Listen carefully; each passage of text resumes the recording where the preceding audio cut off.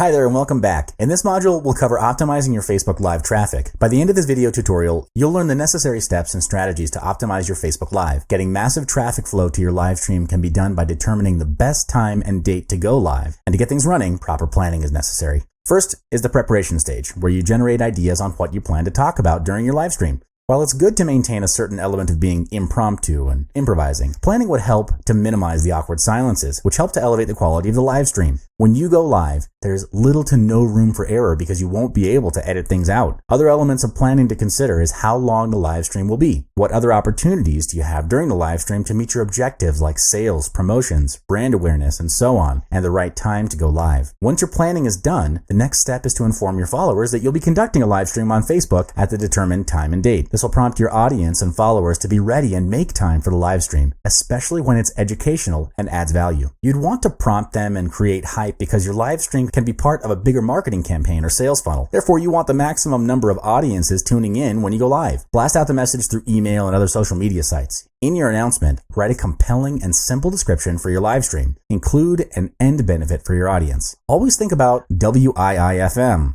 What's in it for them? Why should your audience tune in? What benefit will they get? This helps in creating desire, and you can also advertise the announcement on Facebook to gain more followers. There's no hard and fast rule about how long or short your live stream should be. What you need to take into consideration is to communicate a start and end time for your live stream in your announcements. This helps your audience in managing their time better and is so important, especially if you're selling or promoting something at the end of your live stream. You'd want your audience to be tuned in right up to the end so you can close with the sales pitch. For duration, any form of live video discussions such as reviews, vlogs, or live AMA sessions usually take about 30 minutes to an hour. Of course, this depends on you and the amount of questions raised by your audience during the live stream. A quick tip is to put up a timer in front of you to manage your time better. The timer on Facebook Live is really too small, and looking at it too many times throughout the live stream breaks eye contact with your audience. Short, live video sessions such as announcements and breaking news can be between 4 to 10 minutes long. If it's a live training or discussion session, it's best to break down your sessions into parts instead. With this approach, it's easier for your audience to learn and skip to the parts that appeal to them most. When you schedule your live stream, take into consideration the location of your primary target audience. Recommended best times to go live are at night between 7 to 9 p.m. or during weekends at 9 a.m.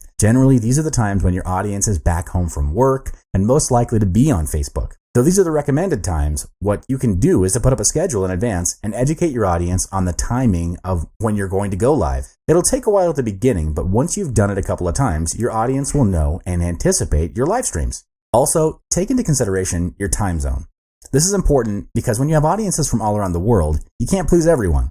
But what you can do is first determine your primary target audience, then understand what time zone they're in and cater to their preference and go live. Of course, you'd need to balance it out with your own time as well, because there's no point in going live at a time zone that's best suited to your primary target audience, but is 3 a.m. in the morning at your side. You'll have to go live looking tired and haggard in the long run, and you'll get burned out. In summary, it'll be hard and uncomfortable at the beginning, and generally speaking, by the third time you go live, you should already have a template which you can then reuse or modify to suit to your marketing or business needs over and over again. But then, the key is to be consistent and don't give up.